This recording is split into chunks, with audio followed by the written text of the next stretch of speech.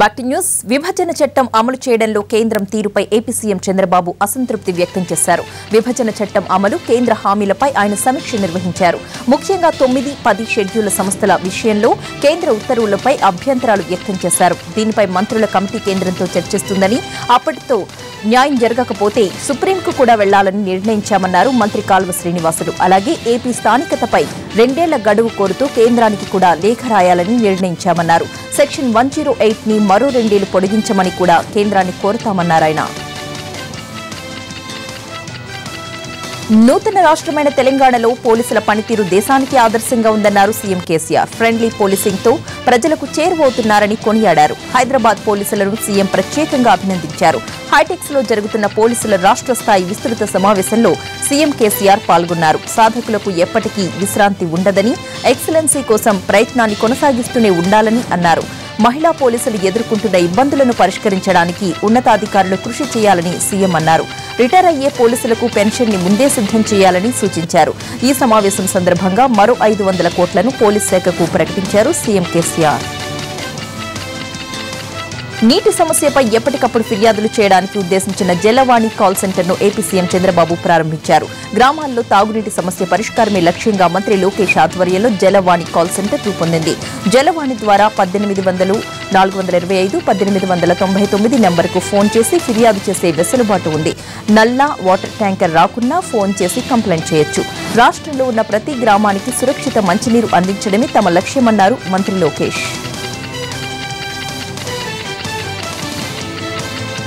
విశాఖలో జరిగింది హవాలా కాదు, మనీ లాండరింగ్ అని చెప్పారు ఏపీ డీజీపీ సాంబశివరావు. ఈ కేసులో సీఏలు, బ్యాంకుల పాత్రపైన కూడా దర్యాప్తు చేస్తున్నామన్నారు. వీలైనంత త్వరగా కేసును ఛేదించడానికి ప్రత్యేక టీంలను ఏర్పాటు చేసినట్లు చెప్పారు. ఔషధ కంపెనీల కాలుష్యాన్ని నియంత్రించాలని విశాఖ రామ్కీ ఫార్మాసిటీ దగ్గర మత్స్యకారులు ఆందోళనకు దిగారు. పరిశ్రమల్లో ఉపాధి అవకాశాలను కూడా కల్పించాలంటూ ఫార్మాసిటీ మెయిన్ గేటు ముందు ధర్నా చేపట్టారు. భారీగా తరలివచ్చిన గ్రామస్తులు రోడ్డుపై బైఠాయించడంతో వాహనాలు నిలిచిపోయాయి. దీంతో పోలీసులు జోక్యం చేసుకుని ట్రాఫిక్ క్లియర్ చేశారు. గుంటూరు జిల్లా పొద్దుగుల సమీపంలోని వాణిజ్య పన్నుల శాఖ చెక్పోస్టుపై ఏసీబీ అధికారులు దాడులు నిర్వహించారు. ఈ తనిఖీల్లో చెక్పోస్టులో అనధికారికంగా ఉన్న 33,230 రూపాయలను స్వాధీనపరుచుకున్నారు. తెలంగాణ, ఏపీ రాష్ట్రాల మధ్య రాకపోకలు సాగిస్తున్న లారీల నుంచి అధికారులు లంచాలు వసూలు చేస్తున్నారన్న సమాచారంతో దాడులు నిర్వహించారు. ఎన్నిసార్లు రైడ్ చేస్తున్నా సిబ్బంది తీరు మారలేదన్నారు ఏసీబీ డీఎస్పీ. లంచాలు తీసుకుంటే కఠిన చర్యలు తప్పవని హెచ్చరించారు. కూకట్పల్లి ప్రశాంత్ నగర్లోని స్క్రాప్ గోడౌన్లో అగ్ని ప్రమాదం జరిగింది. పరిసర ప్రాంతాల్లో దట్టంగా పొగలు వ్యాపించాయి.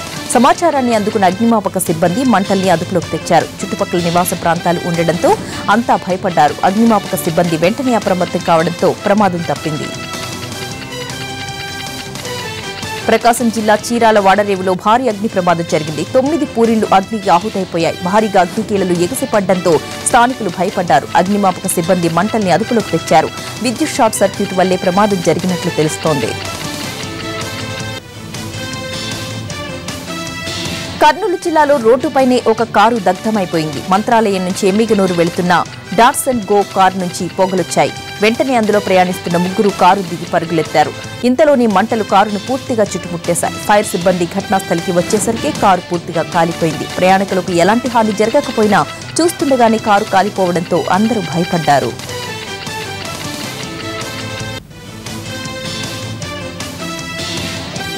ఖమ్మం జిల్లా జూలూరుపాడులో ఓ ద్విచక్ర వాహనం దగ్ధమైంది. కృష్ణా జిల్లా బండిపాలానికి చెందిన లక్ష్మయ్య పాల్వంచలోని ఒక వివాహ వేడుకకు వెళుతున్నారు. వాహనానికి అకస్మాత్తుగా మంటలంటుకున్నాయి. క్షణాల్లో యాక్టివా వాహనం పూర్తిగా దగ్ధమైంది. అందులోని నగదు, దుస్తులు కూడా కాలిపోయినట్లు బాధితులు తెలిపారు. కడపలో పాలిటెక్నిక్ చదువుతున్న ఒక విద్యార్థిని ఆత్మహత్యకు పాల్పడింది. మహిళా వ్యవసాయ పాలిటెక్నిక్ కాలేజీలో సెకండ్ ఇయర్ చదువుతున్న నాగమల్లిక హాస్టల్ గదిలో ఫ్యాన్ కు ఉరి వేసుకుని సూసైడ్ చేసుకుంది. హాస్టల్ సిబ్బంది సమాచారంతో అక్కడికి చేరుకున్న పోలీసులు విద్యార్థిని తల్లిదండ్రులకు సమాచారం అందించారు. ఆత్మహత్యకు గల కారణాలు ఇంకా తెలియాల్సి ఉంది. కర్నూలు జిల్లాలో పెళ్లి రోజు రాత్రి వరుడు మాయమయ్యాడు. జూపాడు బంగ్లా గ్రామానికి చెందిన వెంకటస్వామి కూతురు వెంకటలక్ష్మిని మహబూబ్ నగర్ జిల్లా కొల్లాపురానికి చెందిన కురుమూర్తి అనే యువకుడికిచ్చి పెళ్లి చేశారు. వధువు స్వగృహంలో వివాహం ఘనంగా జరిగింది. అయితే అదే రోజు రాత్రి 1 గంట సమయంలో పెళ్లి కొడుకు మాయమయ్యాడు.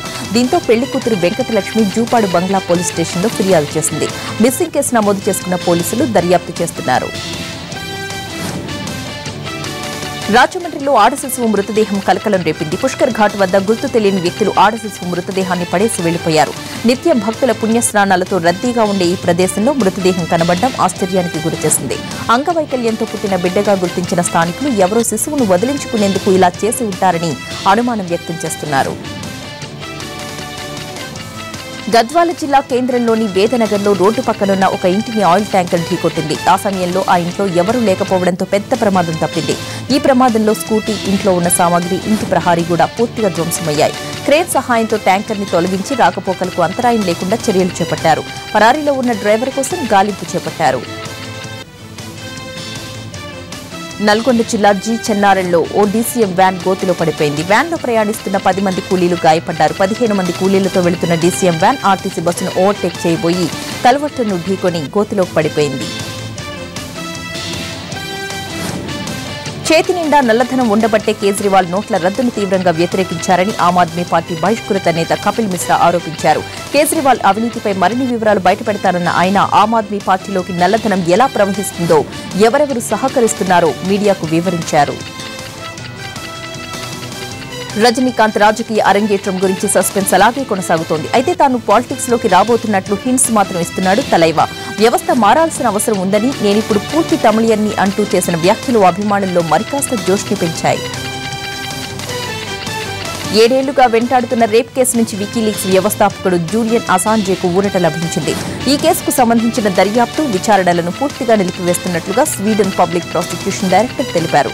ఈ కేసులోని అరెస్ట్ నుంచి తప్పించుకోవడానికి లండన్లోని ఈక్వెడార్ రాయబార కార్యాలయంలో ఆశ్రయం పొందిన అసాంజే గడిచిన 5 ఏళ్లుగా అక్కడే తలదాచుకుంటున్నారు. స్వీడన్ ప్రభుత్వం తన ఆరోపణలన్నింటినీ వెనక్కి తీసుకోవడంతో అసాంజేకు స్వేచ్ఛ లభించినట్లేనని వికీలీక్స్ అభిమానులు చెబుతున్నారు. ఇంటి ముందు డ్రైనేజ్ నిర్మించవద్దు అన్నందుకు హర్యానాలో సర్పంచ్ రెచ్చిపోయాడు. మహిళల్ని కూడా చూడకుండా దాడికి తెగబడ్డాడు. ఇష్టం వచ్చినట్లు ప్రవర్తించాడు. మహిళలను కాళ్లతో తన్నాడు. దీంతో స్థానికులంతా కలిసి సర్పంచ్ను చితకబాదారు. రివాన్లో డ్రైనేజ్ పనులు జరుగుతున్నాయి. అయితే తమ ఇంటి ముందు డ్రైనేజ్ ఎత్తు పెంచడాన్ని 2 మహిళలు అడ్డుకున్నారు. సర్పంచ్తో వాదనకు దిగారు. నన్నే ప్రశ్నిస్తారా అంటూ ఆ సర్పంచ్ మహిళలపై దాడికి పాల్పడ్డాడు. ఈ నెల 21న హైదరాబాద్ ఉప్పల్ స్టేడియంలో T20 IPL ఫైనల్ ఉండడంతో భారీ భద్రతా చర్యలు తీసుకున్నారు పోలీసులు. దాదాపు 2000 మందితో భద్రత ఏర్పాటు చేసినట్లు తెలిపారు రాచకొండ కమిషనర్ మహేష్ భగవత్. పార్కింగ్ కోసం ప్రత్యేక ఏర్పాట్లు కూడా చేశామన్నారు. బ్లాక్ టికెట్స్ అమ్మేవారిపై కఠిన చర్యలు తీసుకుంటామన్నారు. స్టేడియం చుట్టూ 86 CCTVలను ఏర్పాటు చేశారు.